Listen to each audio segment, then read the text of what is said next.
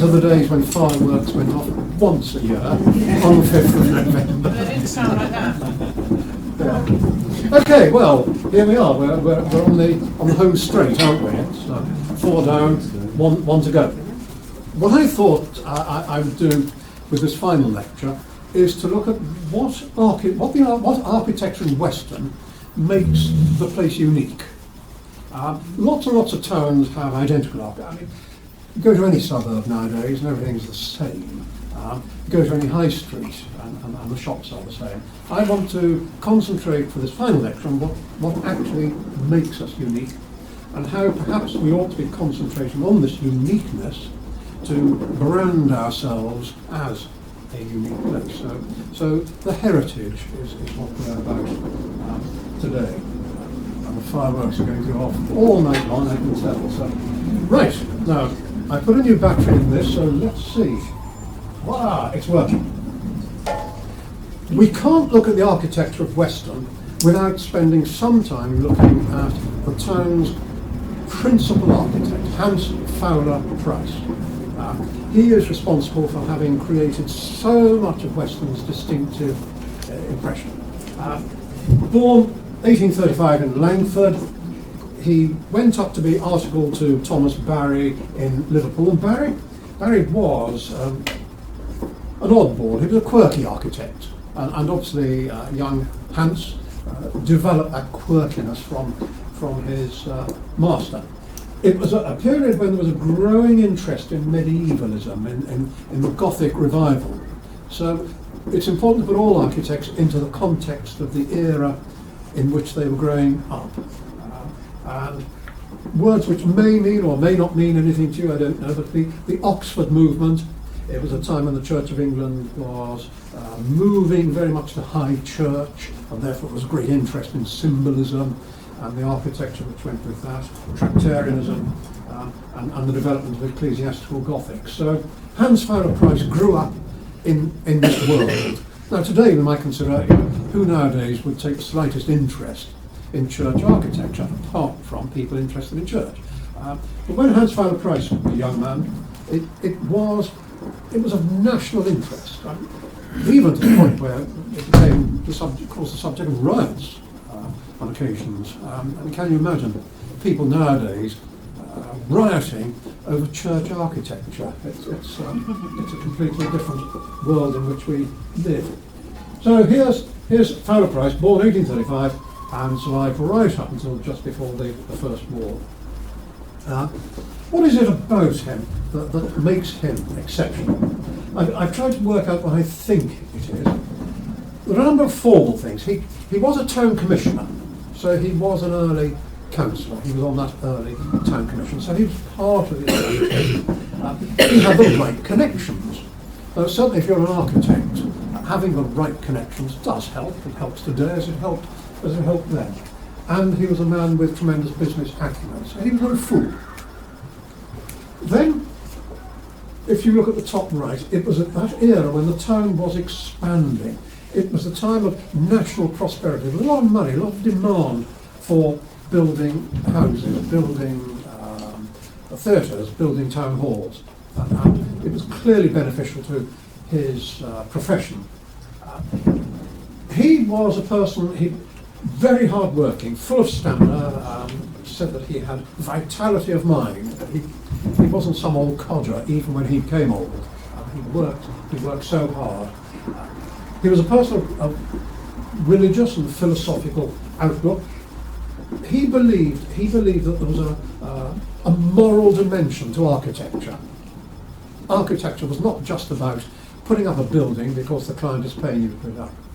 It needed to have a soul, and that was his feeling on architecture.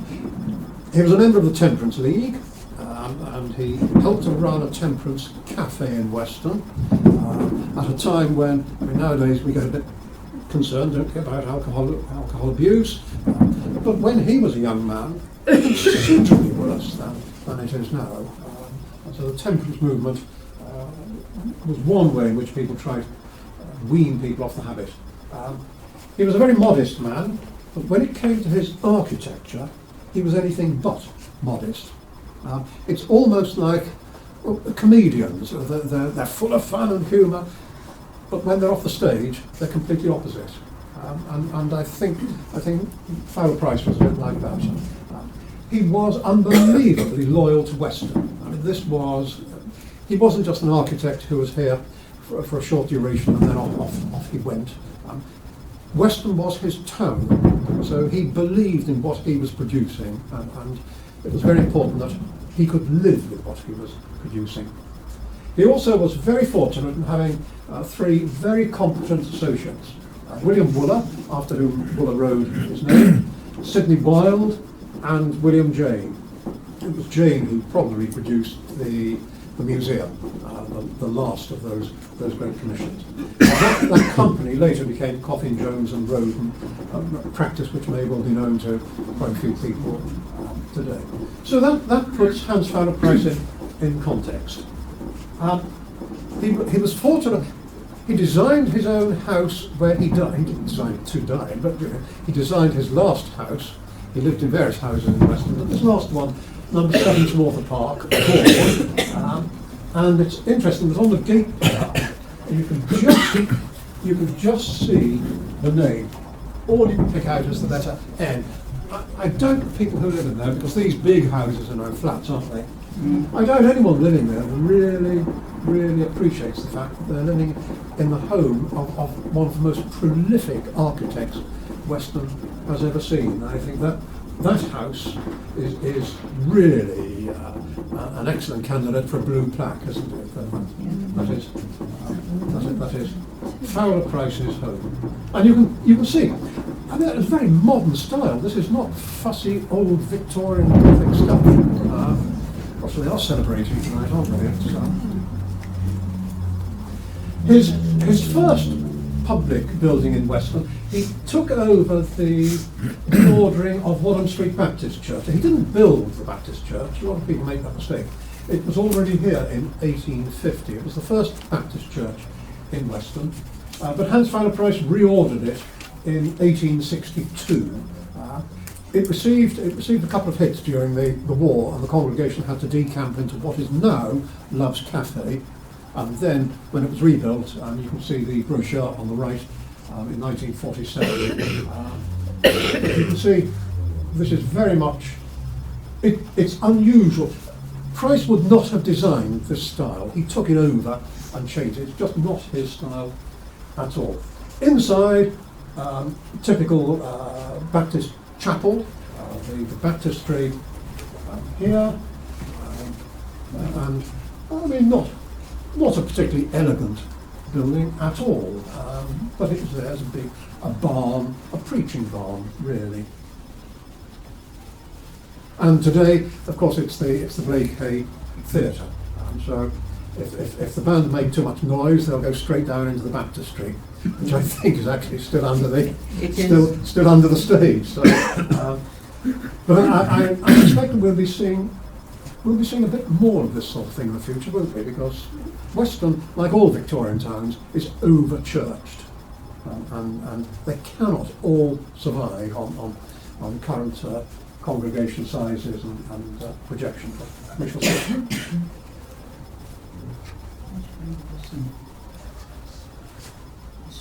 During the war, of course, it was hit. You can see this is clearly the day after Dowsing Down.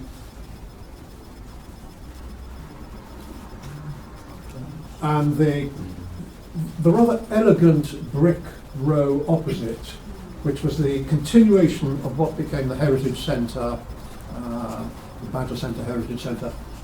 Unfortunately, this went, and the building which became the rather nondescript tax office replaced this, unfortunately. On the whole, in this country, we weren't terribly good at rebuilding after the war, though those buildings which had been caught in blaze, it wasn't necessarily high explosives, it was incendiary devices. We just tended to pull them down and start again. And so this is the Blake Hay as we know it today. A fascinating window designs. There's nothing else in Weston quite like that. And if you look at the badge of Hans Price Academy, the school which used to be Wyvern School, I think they use this as the school symbol, if I remember rightly. But again, wonderful mixture of stone. You've got this carboniferous limestone, and then you've got that pink limestone and the Bath stone. So these different stones. Both the limestones, the grey and the pink, are Western stones. Obviously the Bath stone is not. That's a Cotswold, that's a Bath stone, that's Neolithic limestone. And of course we couldn't build in that stone until the railway came, so there's no way of getting that stone here. So anything which has Bath stone on it, you can almost guarantee is post-railway, post-1841.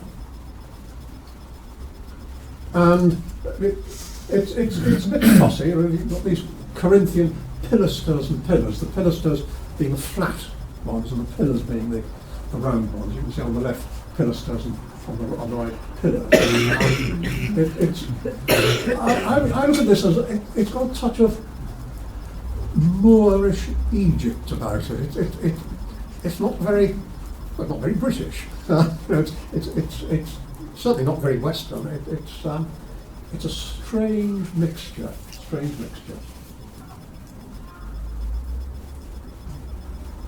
And the detailing is quite magnificent. And look very carefully, and you can see the face, can't you? Here, these foliage is coming out, the eyes. It's wonderful detail. It's the sort of stonework which, if you have pots of money, you just clean it all up and get it back to its pristine state. It's great fun to try and work out where the figures are, where the mouths are, where the leaves are. He then moved up the road to Bristol Road and had the commission to build a Baptist church there. But he wasn't a Baptist, he was a member of the Church of England. A job's a job. And this is a very, very interesting building because it has this peculiar, what I tend to refer to as a minaret. I don't quite see why a Baptist church or any Christian church has something that looks like a minaret. It's fun, but I don't quite understand it. And that's the same building to it. It is a very handsome, spiky building, and it's covered in these wonderful gargoyles. Again, they serve no practical purpose at all. The whole point of a gargoyle was that it was a way of water coming out and gargling and gurgling out of the mouth, out of the spout, so it didn't run down the wall in the days before they could afford to have lead pipes. But these are purely decorative. And it's also theologically interesting because the non-conformist churches were against symbolism. They were very much in favour of the word, hence the emphasis on the pulpit. And yet here they are covering a building in these rather wacky, spiky, pre-Reformation ogres and toads and evil creatures. So, straight from the days when, of course, these things were built on high up on cathedrals to frighten people. But here it's just a touch of fun, isn't it? And inside, I quite like pulpits and why pulpits are designed as they are. I mean, nowadays we're going for these sorts of things that, there's no design in these, are there? You just lean on them. But that is meant to be, you're 6 feet above everybody else, and there you are to pronounce the word, and everyone there is to listen. And it's the 3-decker pulpit. So as you go up, so the more important person is further up. With the sounding board, of course, the sounding board to make sure your voice is projected out. And so it's fun. And then he moved down to the boulevard for a Methodist contract. And the Methodist chapel in the boulevard, you see on the left, 1876. Well, there were too many churches being built then, so they had to sort of close them and amalgamate with others. And this church closed. Then when the Boulevard Congregational Church was bombed during the war, the congregation from there decamped into this church. And then when the new Boulevard Congregational Church, which then became the United Reformed Church, opened in 1957, something like that, the former Methodist Church once again became surplus to requirements and sold on the market and became a state agency. And now you can see, I always think it's a pity that instead of somehow using the door and somehow using that window, they just sort of put it across there and block that off. It's with a bit of imagination, it could have been done a little more sympathetically. But there we are. History's history. He then moves into doing work for another branch of Christianity, this time moving into the more exclusive element, and this is the exclusive Brethren in Waterloo Hall, called Waterloo Hall because, yes, it's in Waterloo Street, and because Waterloo Street is there where Waterloo House was, so that one name follows the other. Opened in 1877, and this is very clearly a simple, straightforward tabernacle for worship. Nothing idolatrous, no fancy stuff at all. And this was very much the baby of the Earl of Cavan, who lived in the lodge at the top of Manor Road, what is still referred to as the Lodge Estate, but in fact hasn't been there for. They came down in the 1970s. Now, Hans Price was actually church warden at Christ Church. He was there for 50 years, but he obviously had a breadth of understanding, of theological understanding.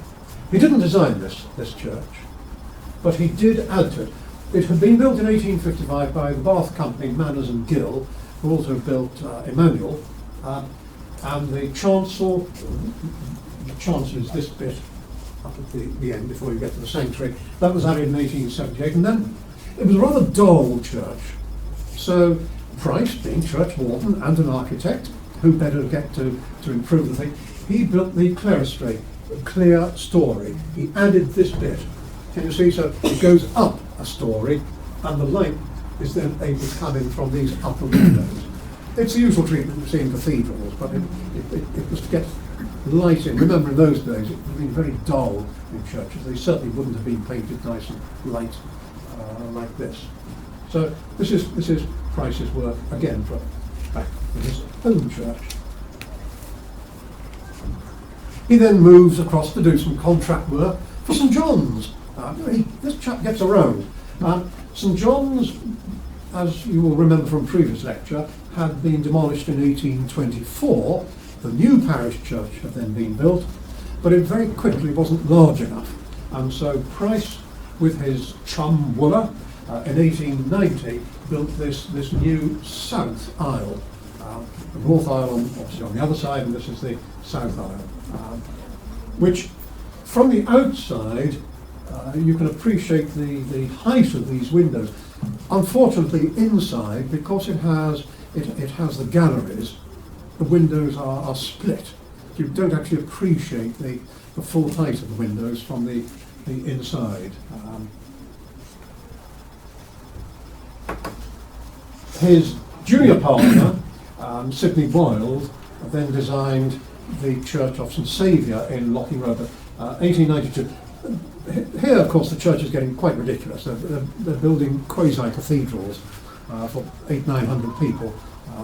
Just impossible. So they ran out of money. It was never, ever finished. It was a huge sort of City of London type design. And this is, sorry, I've gone too quickly. And this is what it actually ended up like. You can see very truncated. Only 3 bays completed. The tower could never be built. They put this temporary west wall up, which became the permanent west wall, and the whole thing should have been twice the size. So in terms of its proportions, it always looked a bit odd. And inside, it's again an apsidal end. Unusual use of brick, but then Sidney Wilde quite liked brick. Hans Price didn't. So any of these sort of multicoloured brick buildings, I linked to Sidney Wilde rather than to his boss. And that's and this is the building today converted into flats. I mean, whether you think that west wall has been particularly carefully done, open to your own feelings on that, but at least the building is still there. It's now flats, and whether the character on the wall bottom right appreciates what's happened, I don't know. So, I haven't actually been into any of those flats. I've no idea what the sanctuary looks like or what the vestry looks like, but it certainly doesn't look anything like that top right-hand picture.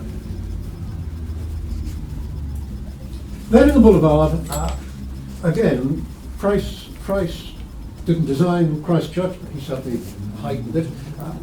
I think I mentioned last week the importance of the boulevard in the French connection. So it went visually, you had this sight line from one end to the other, from Christchurch at the one end to the Royal Hotel at the other end, just as you would have found in any self-respecting French boulevard. We've compromised it by sticking a 1970s building in front of that, but you can see quite how long those people had to stand stationary whilst the photographer put the plate in, I don't know.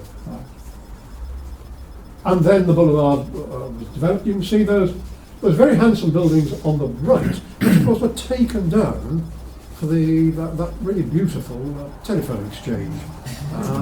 But here you can see, and the donkey cart is just outside the line, the former library. And again, you can see from those two photographs, can't you, how that rather slender, tall spire of Christchurch has been completely compromised by this building here, which of course was put up with the benefit of planning permission. There we are. Spires, of course, very unusual in this county. Somerset is a county of towers rather than spires. But of course, this is the 19th century, so anything went. You know, if you fancied a spire, you had a spire. As opposed to the Somerset Towers, which are there reflecting the great wool trade of medieval times. And we then come into his work in the boulevard. He's responsible for all of these properties. So he wasn't just doing churches, he was doing offices, he was doing public buildings and private houses. And probably his most flamboyant, or one of his most flamboyant exercises must be the Mercury office. The Mercury office of 1885 and what became the boat shop and sports store next door a couple of years later, 1888. But it is said that he got his inspiration from Saragossa Cathedral. And I can't quite see the link, but this is what they're told. He was over in Spain and was inspired by that design to create the Mercury office in the Spanish Baroque. I wonder how many newspapers across the country actually occupy the offices which were originally built for them. I don't know. I mean, it is a terrific building. And quite what goes on up here. I mean, why would editors be up there peering down or throwing quills down on the people below? Who knows? But it's certainly a very flamboyant, over-the-top building. Given that Hans Price was a very gentle, humble person, and yet when it came to working on his drawing board, he was anything but humble. Just look. I mean, this is Portuguese. This is Manuelian. This is. There's nothing like this in England at all. I can't quite see the Spanish link, but there we are. Spain, Portugal, somewhere on the peninsula. But it is a fascinating structure. And next door, he produced. I thought you'd like that, because this used to be a greengrocer's shop, and there was a niche there, and so whoever owned it at some stage got a statue of St. Fiacre to go in there.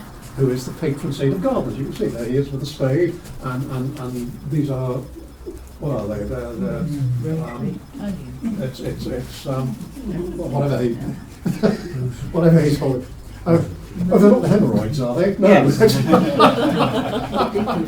Oh, good heavens, yeah. Good God. Quite why this saint should be the saint of those two different things, I don't know. But I've no idea whether he managed to get rid of them. There we are. We'll not dwell on that subject. And Fowler Price also designed the Masonic Lodge of St. Cube, which we now call the Constitutional Club, 1881, which had a wonderful Bavarian turret. This, some of us will probably remember it, which was lamentably removed. So what we now have is something that looks a bit like a castle, rather than that Bavarian timber turret. Well, the sort of thing which they wouldn't be allowed to take down, would be listed and you'd have to repair it, but anything went in those days. So there we are. The Constitutional Club. Of course, Masonic Lodge, Masons were then very, very important. They held sway. It's not the same today with a social club nowadays, but in those days, anyone who was anyone in a small town wanted to join the lodge.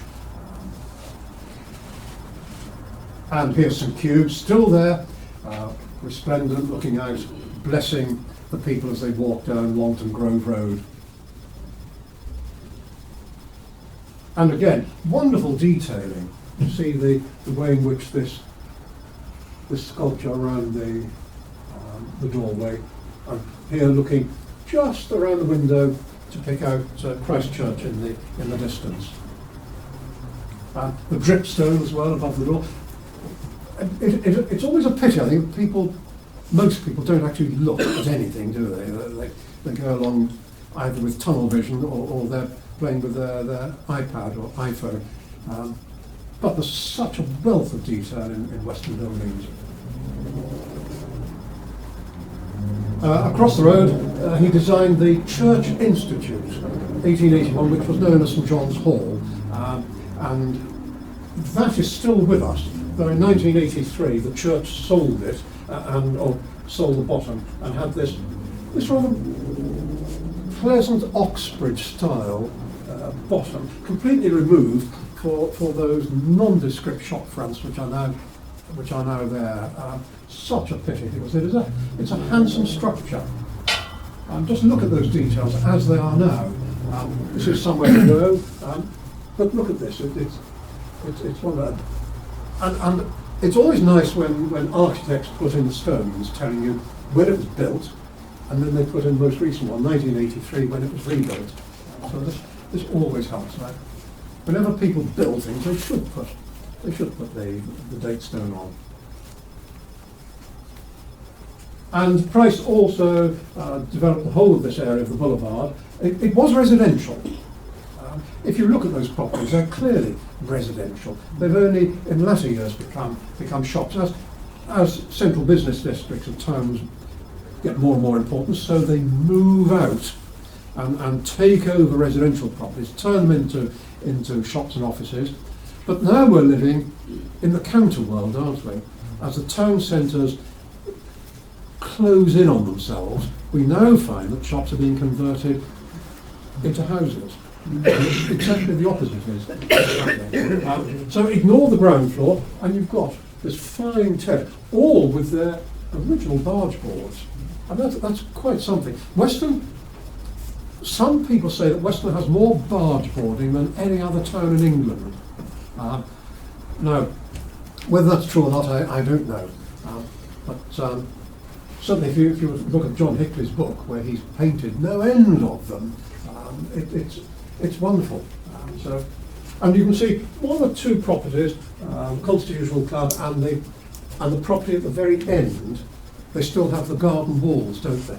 And you can see here the difference in the paving, because they said this is highway, but the badly kept bits of paving, those are the gardens of the properties, which are.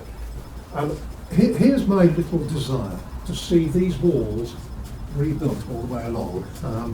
But nobody's going to do it, so there we are.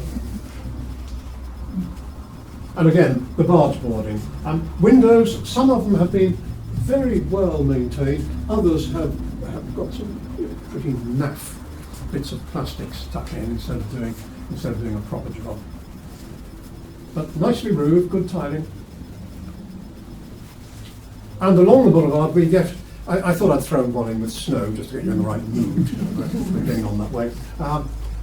We see this plethora of different styles. The Victorians love to play around, having one style, a Jacobean style, a Dutch style, Scottish style. But they all sit harmoniously together, don't they? And terribly important with these buildings that if you live in a semi-detached house, you should have good manners towards the next door house. So when it comes to window replacements, the transom bars should be in the same places. Everything should be done properly. That house, or that pair of houses, has been done well. Another house in the boulevard, this time, of course, in that wonderful pink limestone, of which there wasn't that much in Weston, but some.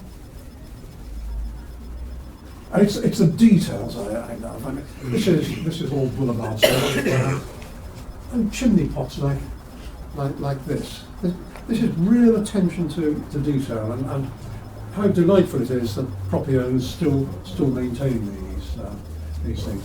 Not quite sure who loves whom on that door. S obviously loves D, but there we are. And into Gerrard Road. Price designed these houses right the way down with, again, you can see the harmony between the buildings. Terribly important that semi-detached houses do harmonise. But interestingly, each pair of semis is different.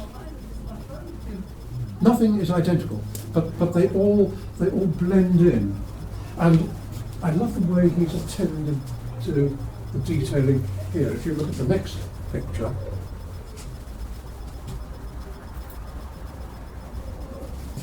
you can see now, who is this prince? No idea.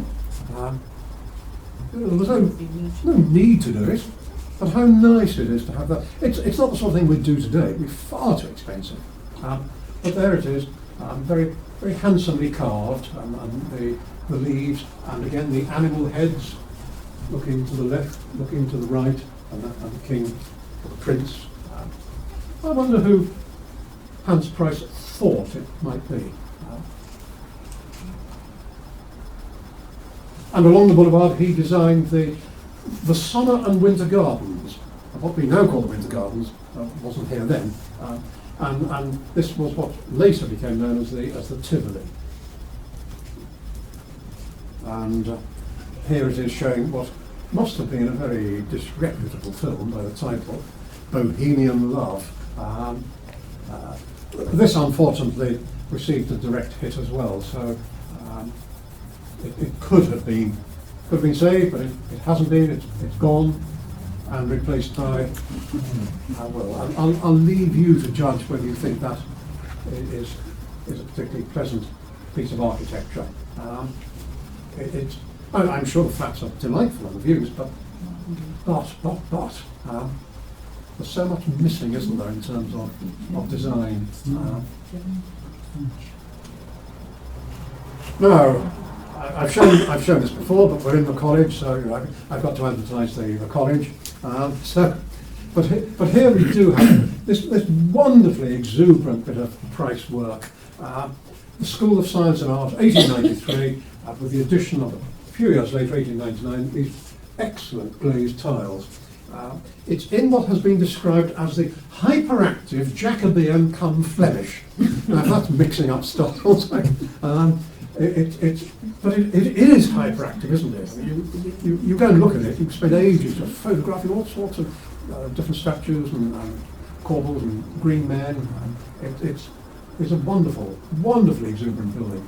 And I don't just say this because I'm in the college, but hats off to the college for the restoration job they've done there. Not only on the outside, but if some of you haven't been inside, it really is. It's a pucker example of how to do a job properly. So they've done a great job. And Sat next to it, its rather brutalist neighbour. I think it rather picks it out quite nicely. It's the one against the other. I don't object to that. It's one definitely showing itself against the next. And again, look at that detailing. And it is so clear. It's so sharp. It looks as though it's just been carved. It really is. I mean, it's fortunate this is facing away from the sea, so it hasn't got that natural salt erosion that takes place in so many other buildings. But the foliage is wonderful. Everything about it. It's immensely expensive. I reckon this must be Price's most expensive educational commission. They must have had an equivalent of Dr. Paul then. You know, he's pretty good at getting money out of all sorts of places for the university centre. And these aren't just pattern book things. And everyone is. They're all different. You walk around and look at them. Get your camera and just see how they change. Absolutely wonderful. And look at this delightful honey-coloured bath stone. It really is a gem.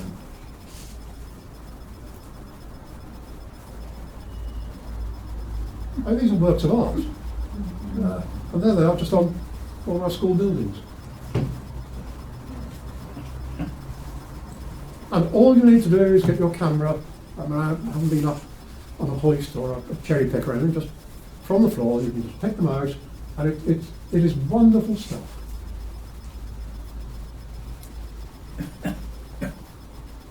And the detail, the care, the artistry.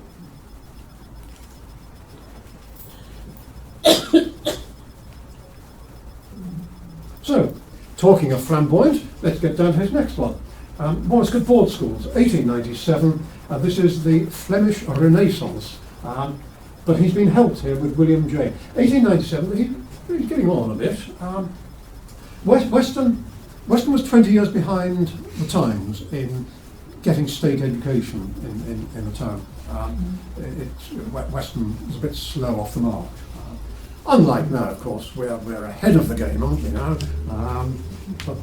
But again, this is rising up, isn't it? You can see it, and there's this incredibly delightful lantern on the top.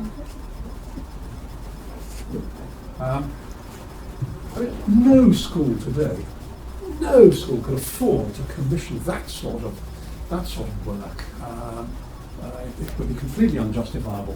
But there it is, and it has to be maintained. It's a listed building, and the entrance door. There's a hint here, isn't there, of Wadham Street Baptist Church.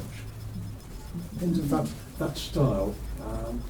But I love these two arches, even though it's only one door. Go along sometime and read that. It tells you who built the school, who opened it. You probably need permission before you go and have a look. And then money began to run out of the education. Well, not run out. There wasn't as much to chuck around. So they spent so much money on Moriscott School.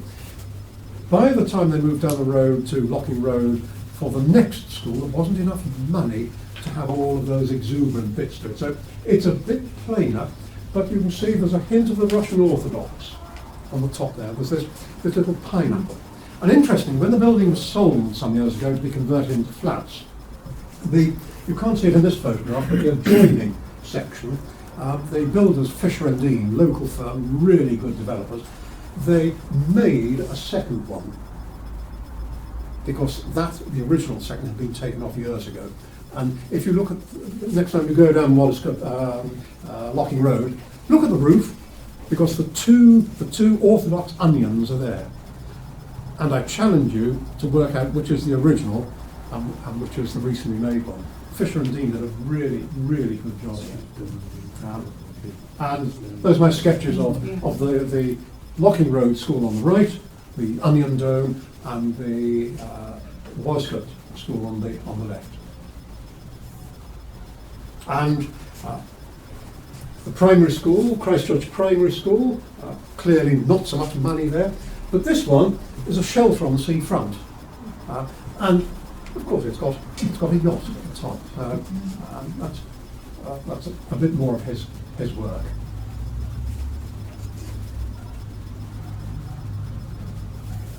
He designed our first hospital. This is it was known as the Alfred Street Dispensary, Weston's first hospital, 1866, way before the NHS.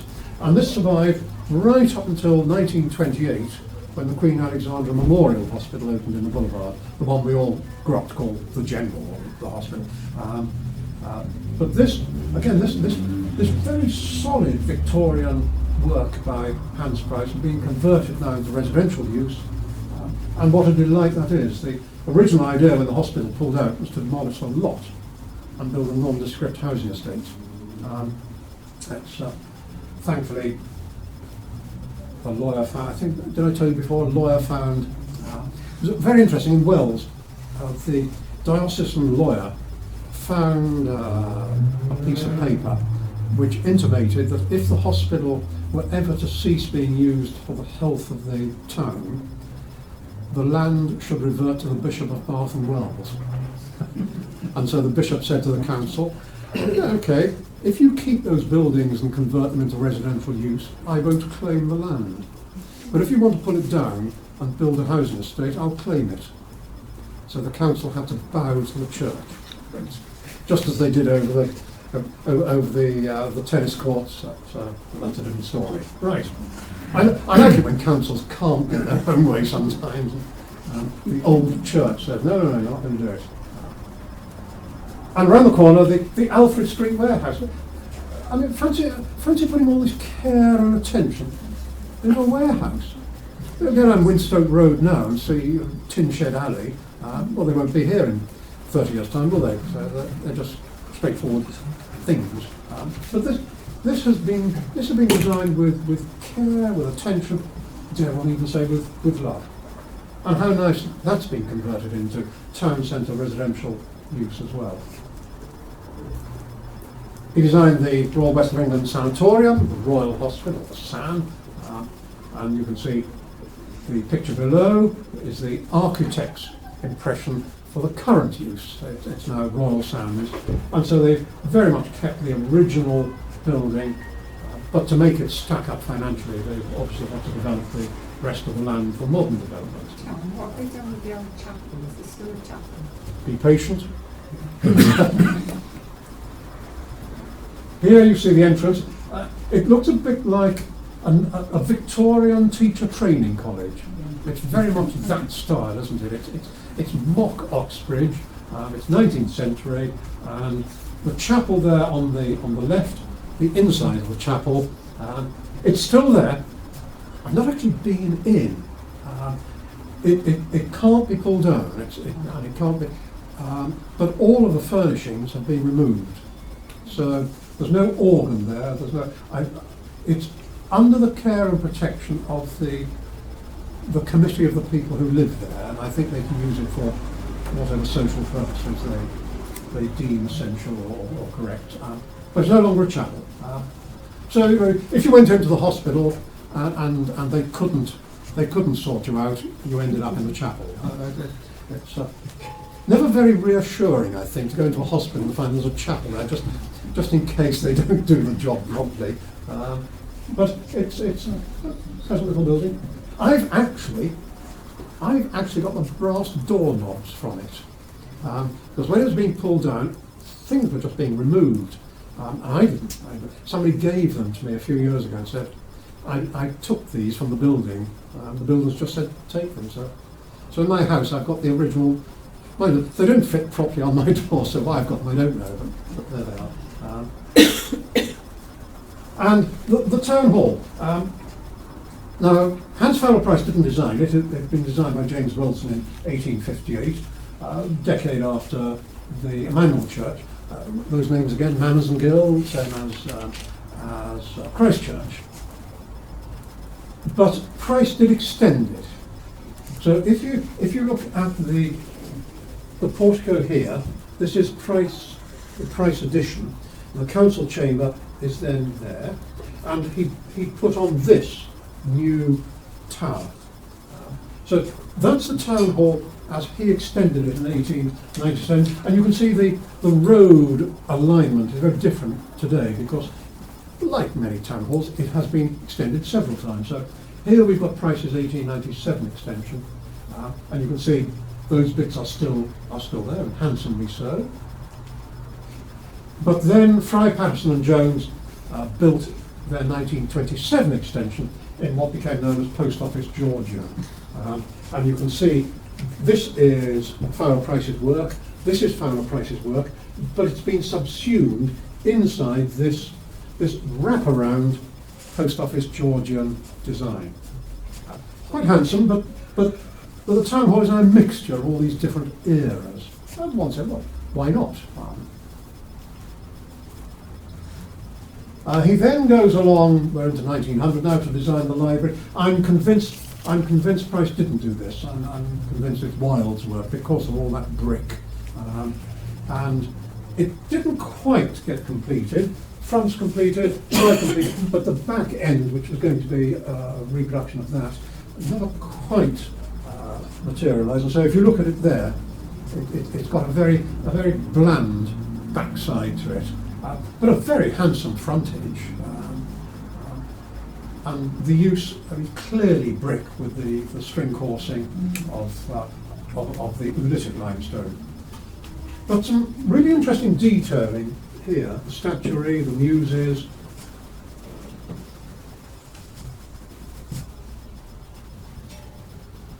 And you can see again, telling us it's a public library, 1837, 1897, it's a museum as well, but it opens for the Queen's Jubilee. This is interestingly, the person lawyer from Chumagna, had a huge collection of books, and he said he would donate them to Weston if the council paid to build a library, otherwise he would not. And he did that to encourage the council to believe in the development of the town's culture. So he was twisting their arm, so they built it in the end. And the Henry Wood books went in there. And the muses, some really good statuary. You can do with cleaning, but they're to do with the sciences and the arts. These are very much taken from the ancient Greeks, from Athens, but this is the style used here, designed by a very competent sculptor. A person called Harry Hems, who also designed in Weston. He's only got 2 Weston contracts, one at the library and the other to design this really superb pulpit in Emmanuel Church. I mean, it's a stunningly delightful work of art. And just look at that stonework, that carving. And Wilde went on, Wilde, even though it was in the name of Hans Farrell Price, Wilde went on to design the new head post office in what is still called Post Office Road, as opposed to Old Post Office Lane, which is a bit further down High Street. This today is the entrance, the Italian Gardens entrance into the Sovereign Centre. Great pity this facade was lost. A bit of ingenuity, that could have been incorporated into the Sovereign Centre, but it wasn't, so it's gone. Let's not cry over spilt milk. And there you can see it. This is what I consider to be Wilde's work here. That was a later addition. That became the telephone exchange. So it's this handsome bit that we're talking. And it was a proper post office. It went in there rather like banks, with a proper wooden counter and officious people. You know, it was meant to frighten you in a way, or to make you have full respect for this. You go to post offices now, they're just stuck in some corner of a shop, aren't they? It's a different world. That's the way it is. The other design from the company, the Sidney Wilde again, is the telegraph office in Richmond Street. This is one of 2 cable offices. The transatlantic cable to America went from Weston. So all the way across the Atlantic, down across to to the United States. Well, we found them, was it? And this is where we sent all of our messages. Okay. And some of us will remember, I'm sure, the cable post, which was in the sea. It was that post with a triangle on the top, and they just disappeared one day, probably rotted, fell in storm. But it's a pity that the owners of this don't seem to appreciate that. There's great history on this building. Even the detailing. This is the badge of the Telegraph Company, and this is another badge, but this is on the shelter on the seafront. So the cable went from here to that shelter, and then under the beach and out to the sea. And both of those can still be spotted. The very last contract he had is for the gas company workshops, but he didn't do it. We like to say the museum is a Fowler Price building. It isn't. It's by his partner, William Jane. But then Jane was in that partnership, so it comes out of the stable of Hans Fowler Price. 1912, fascinating building because it's actually a skin which has been put onto the front of the buildings which were there before. There was a little area of Mews cottages, and this is where the bakers had their very first garage in horse-drawn days. So this frontage is a wonderful skin, out of prices, stable but not everyday work. And you can see, again, this mixture of the two limestones, the Oolitic and the Carboniferous. He also did work on Burnbeck Pier. Burnbeck Pier had a disastrous fire in the end of the 1880s, and so he was called in to build anew. And where I've highlighted those four structures, they are Price's work. The clock tower here, the original lifeboat house there, then the next lifeboat house there, and the pavilion. All of these were designed by Price. The clock tower and the pavilion now are almost gone. The two boat sheds are still there, and the southern one, the 1902 one, is in much better condition. But again, it's all his work. And he built the Paymaster's house.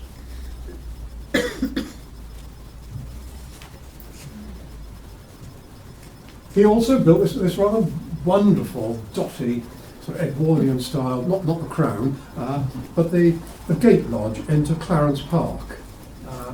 It's obviously the coronation crown, and I think this is going to be Edward VII's crown. So. And into his commercial buildings, Somerset House, 1897 to 9, taken when masters were still in occupation. Again, wonderful detailing, but can you see they didn't quite have enough money to take the stone around there. So rather cheap brick around the side. But the attention is wonderful. Just look at these crones, different, and they're all different. Scallop shells, wonderful detailing. And again, further along the Somerset House terrace with these Venetian windows, stonework. It's west facing and beginning to suffer from the elements, but the scallop shell here. It is made for restoration. I mean, these are stunningly attractive upper stories. And you can see, look, this shot is taken looking along Old Post Office Lane with you can just see there the bath house, the Turkish bath, looking again at these very elegant Venetian facades, desperately calling out for some real attention. Stunningly good. I can imagine these floodlit at night. Get rid of hideous street lights and just have borrowed light from buildings. It looked really attractive. He also designed the Shaftesbury Hotel, which, as you all know, morphed into Magdala Buildings in 1870. And again, we've all of these utterly nondescript, tedious shop fronts.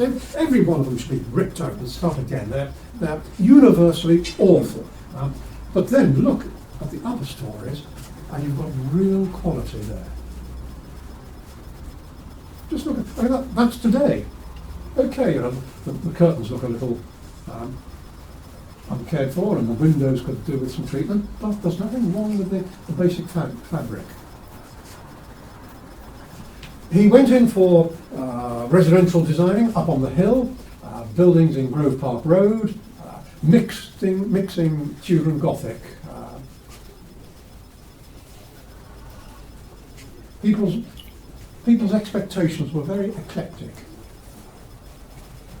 He did a lot of work in South Road, Cecil Road. These are villas for well-heeled families who would have had some live-in domestic help. Not too many. Weston wasn't in that era. You didn't have a dozen staff. You didn't have pastry cooks and undercooks and so on. But most of these big houses would certainly have had one or two residential staff to assist them. And this wonderful building, the chalet in South Road, Price designed this for Wooler. And so here he is designing a house for his chum, for his colleague, in what is described as fancy dress Bavaria. And it is a charmingly mountainous building, isn't it? I got photographs of the inside, but I thought as this is being recorded, I would not show them, because I've not asked the owner if I could, so it would be rather presumptuous of me to do that. So, but again, delightful building. One of the great pleasures of being a councillor, one of the few pleasures, is that at election time you get to visit every property. So I can go up onto the hillside and legitimately go to every property on the hillside. And if I've got my camera with me, I can take pictures, so it does help. And here his work at Upper Church Road in the Moorish style. This follows a holiday in North Africa, and so it comes back with a drawing book with lots of details. You can see there's no other property in Weston with windows designed like that. Totally one-off. And this sort of, I mean, wonderful tiling in the gate pillars. Works of art. They could do the restoration, and the sort of thing that if we had lots of money and a restoration budget, we could say to people like this, well, have a bit of money and restore that gate pillar to what it should be. Look at those colours. Beautiful work. I don't know who made those tiles. Interesting to find out. And he also did lots of work in what became known as the New Town. So it wasn't just the grand buildings on the hill, but also it was building ordinary houses, smaller houses, for ordinary people. And the ordinary people lived down on the lowland, and better people lived on the hill, as it were. And there's this rather charming terrace in Wooler Road. So 67 of these little houses, little by those standards. Nowadays, these are quite substantial houses. But again, a charming terrace. And it's really encouraging to see how one or two of the property owners there have taken out their inappropriate plastic doors and put in more appropriately designed doors, and some of the windows have been redesigned to have UPVC sash. So gradually people beginning to appreciate the quality of this architecture. Glebe Road. I always like these Victorian photographs, and I think, well, what did that person grow up to be? Was he anyone in particular, or did he grow up and die in the First War, or whatever? And again, detailing. Clearly the owner of this house is very pleased with this, and so there it is. It's these some unfortunate window design, but there we are. Things can be improved. I love it. This is Baker Street, the Baker Street Post Office. And how charming that when the shop closed, when the post office closed, they did a really good job of conversion.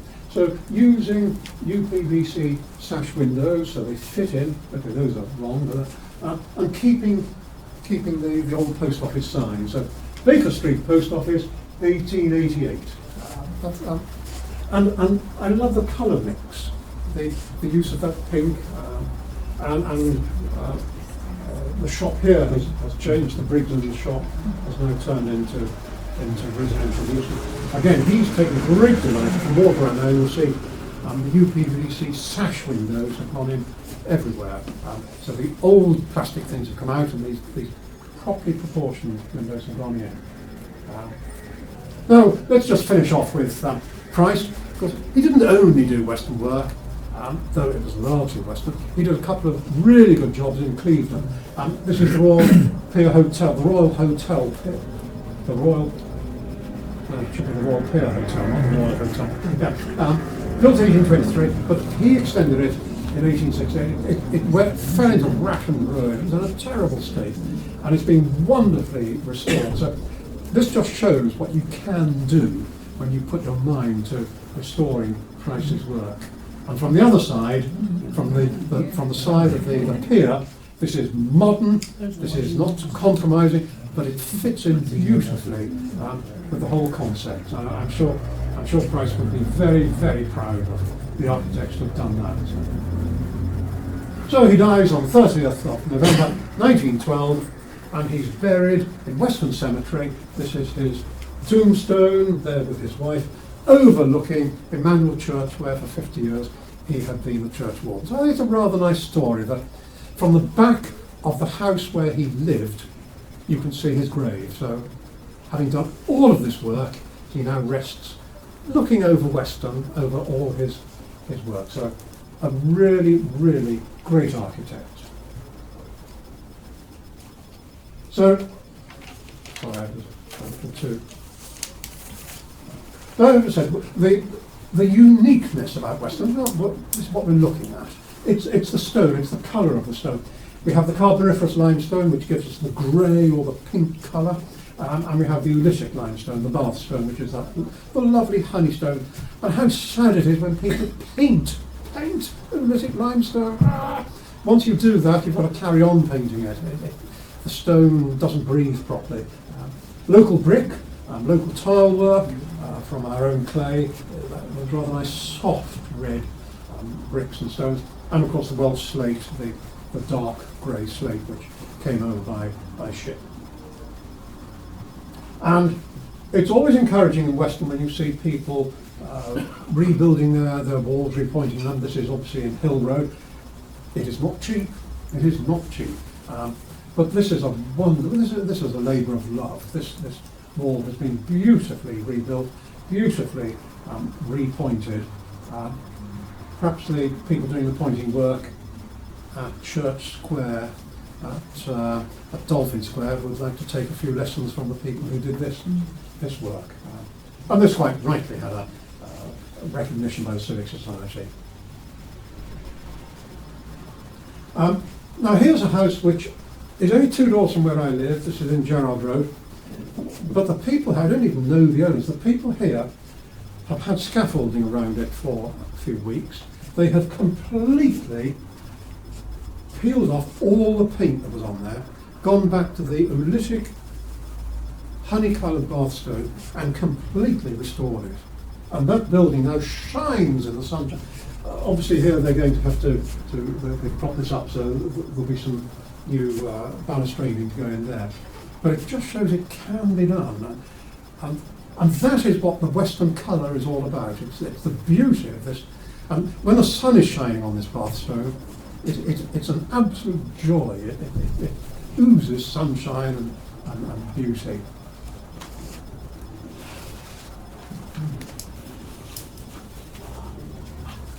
So, sometimes, of course, it's perfectly acceptable to paint stone, particularly if it's not the proper Oolitic covering. And here we see on the seafront the 1840s, the Victoria and Albert buildings, the 2 terraces, with this delightful Regency style end one that hasn't hasn't had a rooftop extension, hasn't come out with a sun lounge, hasn't lost its front garden to beer drinking or car parking, and stands defiantly saying to the rest of the seafront, I'm a house and I'm meant to be lived in.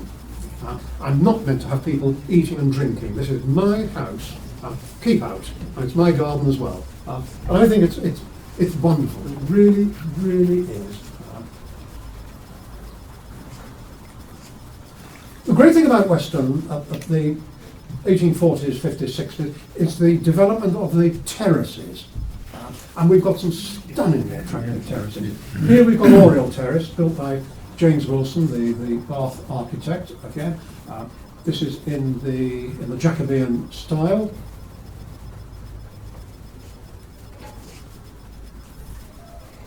And you can see how this southern end has been wonderfully restored. That stonework has been cleaned.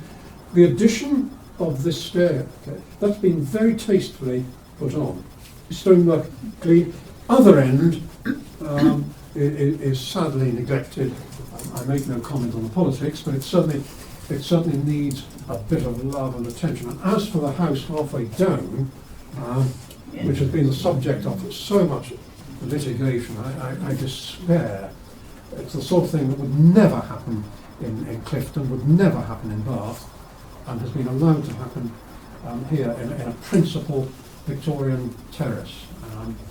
But I'm not sure where it's going. Round the corner, South Terrace. Oriel Terrace was originally called East Terrace, but round the corner into South Terrace. A smaller terrace, but again, a delightful little terrace with the, I'm assuming that's the original balcony, and those are a bit later, but that's an assumption, I don't actually know.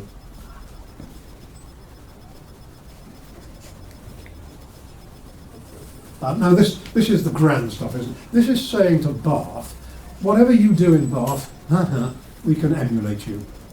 You have your Royal Crescent, we'll have our Royal Crescent. And this was clearly designed. This is the great British thing about terraces. You have a grand house, but you build it quite cheaply because you share the walls on either side. That's the way they got away with it. So that it gives the impression that you live in this huge palace, but in fact you only live in one little bit of it. But it's all about architectural illusion. And the same with the garden at the front, which is now, of course, the Melrose car park. That was the shared garden. So everybody had that grand illusion that this was their garden. Well, yes, it was, but it was also the garden of everybody else who happened to live around it. A British compromise on not having enough land. But again, done delightfully, wonderfully restored. I mean, the whole crescent has been so well done, even to the point where, since this photograph was taken, the chimney pots which had been removed, false chimney pots have been put back on, so they look correct. And at the other side of the square, Greenfield Place, that linear balcony, quite how safe it is, I'm not sure, but there we are. It's a nice little terrace, used in the illustration by John Hickley in his book. And then, of course, 1860s, we move on to Claremont Crescent. You can see here the horse and carriage, which is why Burkitt Road had to be opened, because Wellington Place up there was far too steep for the horses. They would slip and couldn't get up there. So that road that went up to the side of the pier, that was built especially for horses. So this is an interesting crescent, isn't it? Because you can never quite work out which is the front and which is the back. Because the front should be the best view, so it's facing the sea, but these are the... and it's very much in the London style. This is Bayswater, isn't it? This is not quite Weston-super-Mare, but it's fun. Hopeless parking, of course. A great deal missing, but still some of the Western. These are Western Royal Pottery pineapples. They were made in Weston. Maybe they've been painted, they could be cleaned off at some stage, but there's tremendous potential here for a town scheme to restore everything. And the detailing again. There was a scheme some years ago to get some nice ironwork done and nicely cast names. That was with grant aid. Again, this all needs to be stripped back and cleaned off. That was in the back garden of Daunce's Hotel. I don't know if it's still there, but again, it's original Western Wall pottery stuff. And this is the backside or the front side, whichever it is, with the most hideous rooftop extensions that should never, ever have been granted planning permission. How the hell they got through, I don't know. And then, of course, the first hotel, I've shown you this before, the Royal Hotel 1807, but the hotel as we know it, I mean, this is the front of the original hotel. The hotel as we know it is the other way around, and that was added in 1849 in the Italianate style. This was added, this arcaded front was added, and made to look sort of Italian. But then it adds its name to the Italian garden as well, doesn't it? Another Italianate bit here. Handsome, certainly handsome. But then it's the other facade, which is that's it. This is the 1849 facade. This is before, of course, the 1960 ballroom was added. So here you see this Italianate work by Gabriel and Hurst, very competent architect. Not Western. These are people of greater significance, though compared with Hans Price, who could be greater. But again, the harmony here. Gabriel and Hurst not only did the Royal Hotel, but they also did Royal Terrace. So they are the architects for the two sides of this square, and it's a very handsome structure. It's lost, unfortunately. You see the mansard roof, which was on this side, that's been flattened off, so it's lost it. It's been painted since then, and I rather cheated on this one. I used Photoshop to get rid of the college, which stands up behind it. So I turned the college into some cloud. College has become a cumulus cloud. Whoever said the camera doesn't lie? Of course it does. But again, it's a fascinating three-story section. Manila Crescent, 1851, by Lloyd, Bristol architect, known as the Clifton Italianate. What a pity they muck up the it's horrible, but it's been done, so there we are. But I think it's charming seaside, and this is rightfully painted, isn't it? This is very handsome. It has that definite seaside feel to it. Then we come to Edinburgh Crescent by Moffat, 1855, named after Lord Ellenborough, the Viceroy of India. His family, of course, were rectors of Western Bishops of Bath and Wells. This is the grand scale again, with a park in front of it. The whole park was in the front garden. And go back up onto the hill, another Lloyd development, the Atlantic Terraces. And I rather like the author of the Buildings of England pronounced more confidence than judgment Italianate, which is a bit of a backhander, isn't it? More confidence than judgment. But it's big, it's grand, it's bold. This is majestic. This is on the hill looking over Weston saying, we're here and we're proud to be here. It is very, very handsome stuff. Again, some of the roof lines have been messed about with, but there we are again. But some interesting restoration work, and some lovely repointing, relaying of paving stones. So people are to be congratulated who do this. And here you can see the new gate pillar on the right has been made to match the original on the left. So these are not cheap jobs, but done well. And there are terraces all over Weston. This charming little one in bottom of Montpellier, with these rather idiosyncratic windows with the two little narrow bits, sort of slightly Venetian of a sort. I love those rows of chimneys. God, how many fireplaces do they have in that? And this, which I call the ecclesiastical Gothic in Southside, with these rather spiky windows, a bit of brick, which is odd, isn't it? But the coursing is quite attractive.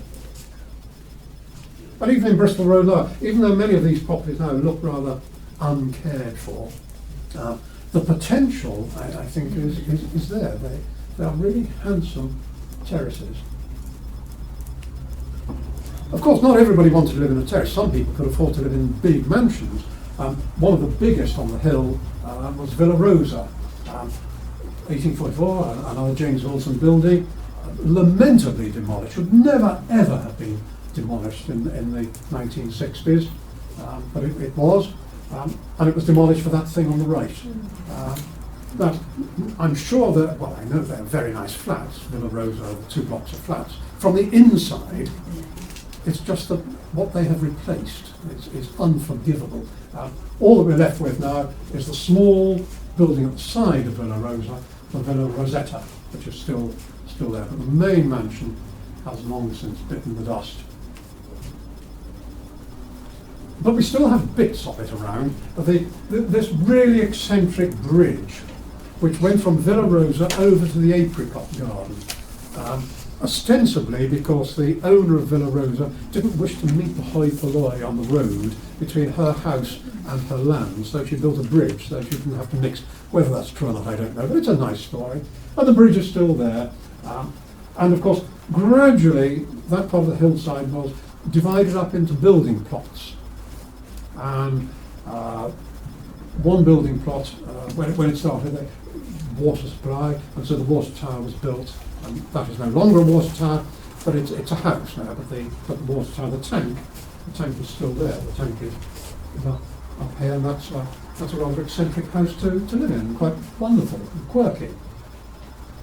Unfortunately, Overcombe went, I want to say, 10 years ago. I've reached that age where everything happened about 10 years ago, so it was about 10 years ago. This in the shrubbery. This was one of the big houses which had been left to go into rack and ruin, and then came down. There's a block of flats there now at Overcombe. And some of these, this looks like it ought to be a rectory somewhere in the countryside. But here it is on the hillside in the shrubbery. And you chose your style. It was either Italianate or Gothic. And the architect just ran up whatever you wanted. And so all the way along South Road we've got these wonderful mixtures of styles. Eastfield Park. I mean, what could be more Gothic than that in South Road? This is where Henry Bott lived, where he died, in fact, in Eastfield Park. And here, how important it is that the buildings should relate to their location. They should respect their location. I just wonder how many people know where this is. It's bang in the heart of Weston. It's in the middle of town. Is it at the back of up by sort of got the shrubbery and around the corner? No, it's in the heart of town. Wilton. It's next door to the town hall. It's Wilton Gardens, just behind Walliscote School, and it's a little square that you wouldn't go down unless you wanted to go into it. And the garden used to be the preserve of the people whose houses abutted it. Who now has rights of access, I don't know. But it's a private park. It's not owned by the council. And there it is, and the houses are there. And here we are, bang in the middle of Weston, and somebody owns a private park. Wonderful. Look at those trees. And here, up at Westcliff, I mean, how we almost lost those buildings. The college had it, and then the council, when the college moved out, and the council thought, oh, let's get rid of it all, have a nice modern block of flats there. Unfortunately, it was taken over by a company called Broadway Estates, and they spent a fortune restoring these properties. and they look really, really handsome. This is very much part of the Western character. Each one different, but a harmony there. And further along the hill, all of these buildings delightfully converted.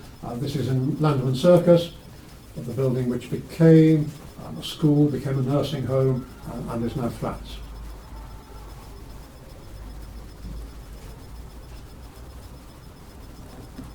St Margaret's, junction of St Joseph Road and Queen's Road, it was built for an orphanage, and it's in community use now as a nursing home, so it hasn't changed its use from the day it opened.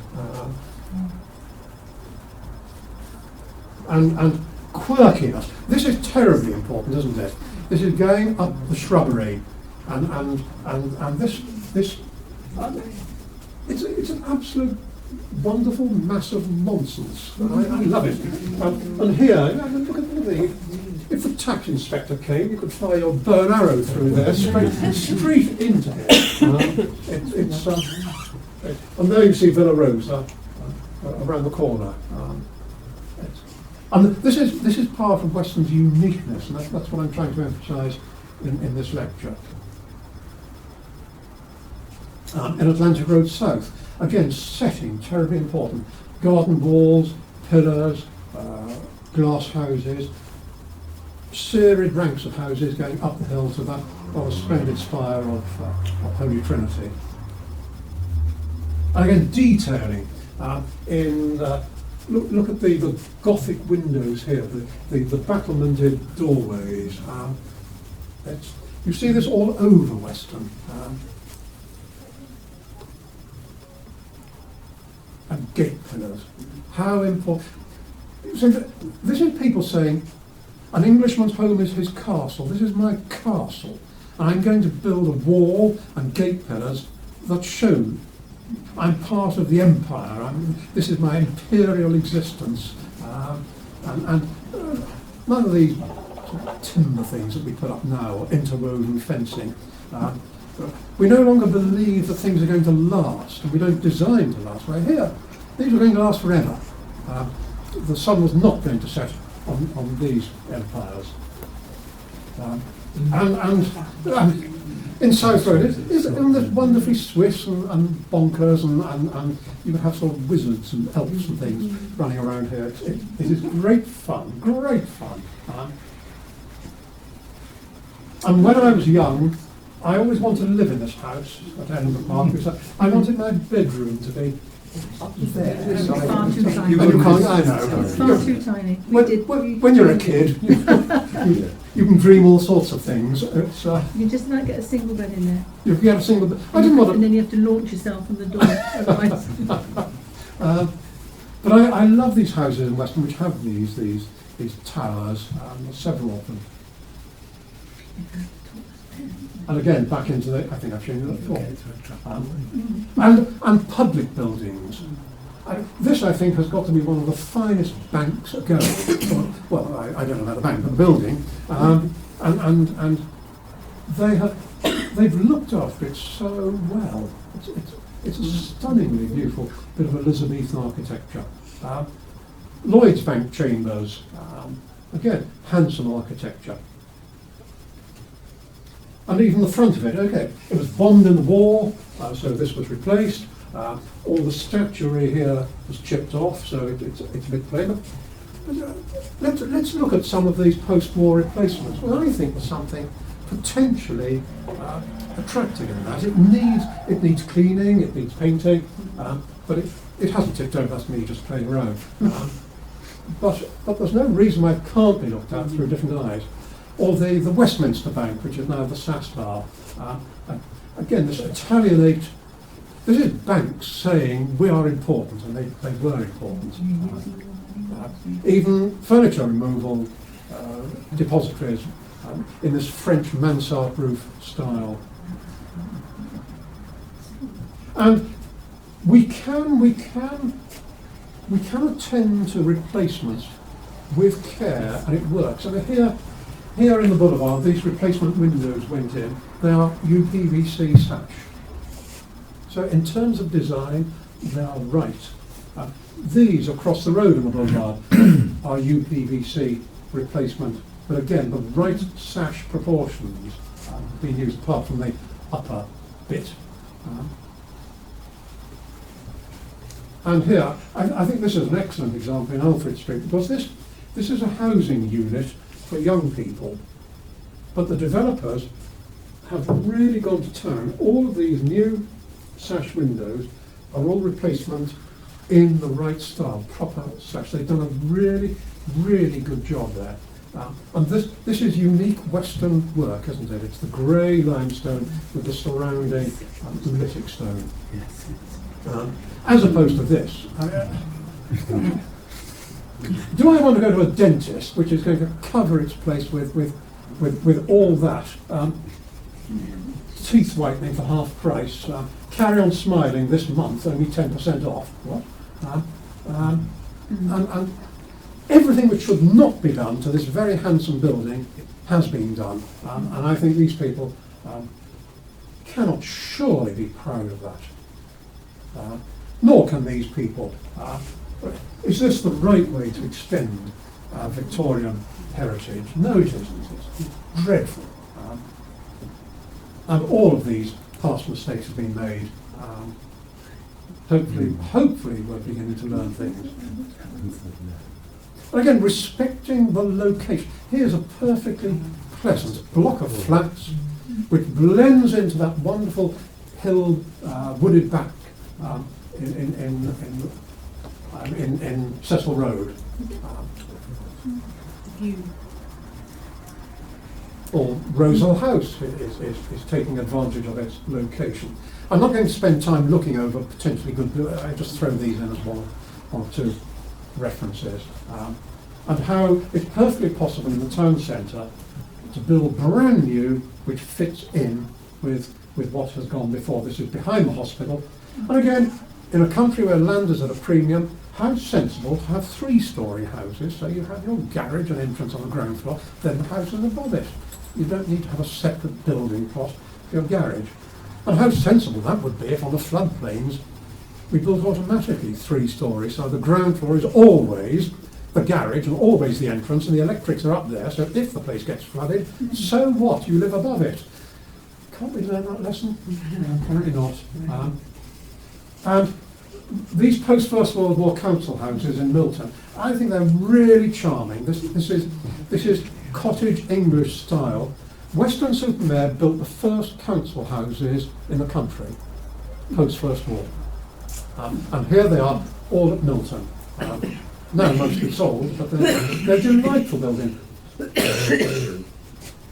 And in the town, but for paint, we could do so much for these. This is Alfred Street, or Palmer Street, Drove Road, Alma Street, Camden Terrace,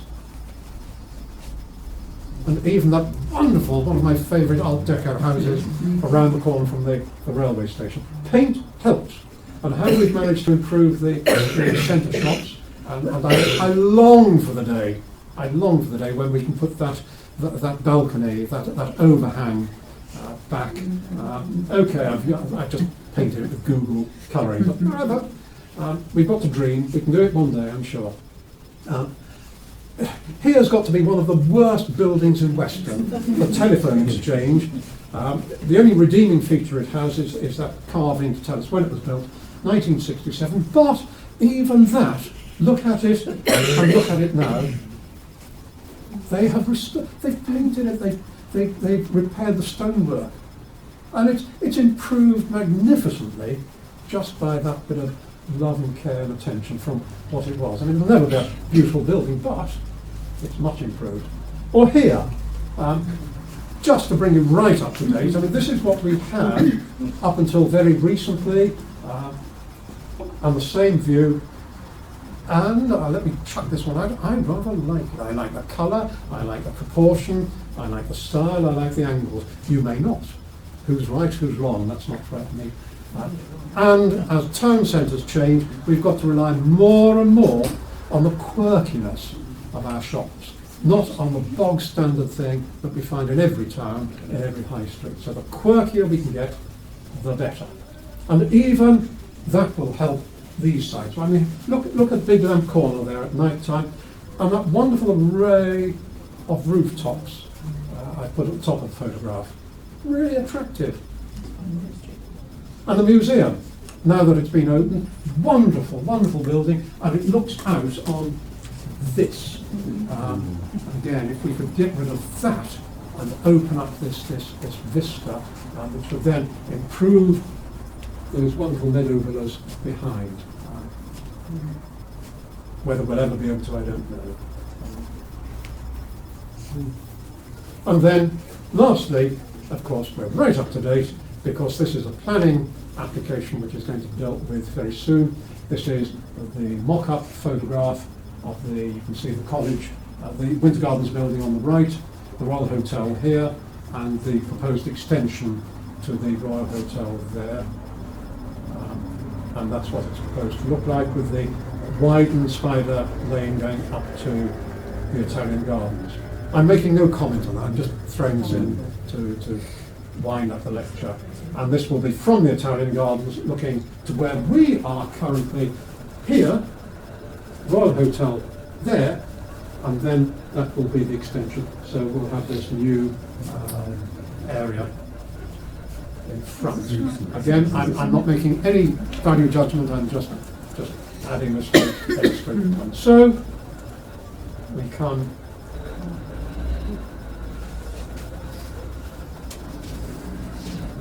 almost to the end. This is what Dolphin Square might be once the cinema opens in the area which currently lies vacant. Here we've got the Premier Inn Hotel, and that area will become residential. This is not a planning application, this is simply an idea for blocks of flats and residential development. It's just to tickle the taste buds. So finally, we come right up to this week, and if you have not yet been onto the seafront at night time, do go along. You will see the Tropicana ready for the coming winter, and you will all then be able to put your skates on and take to the ice. So there we are, we've done the entire architecture of Weston and finished with it this week. Thank you all very much.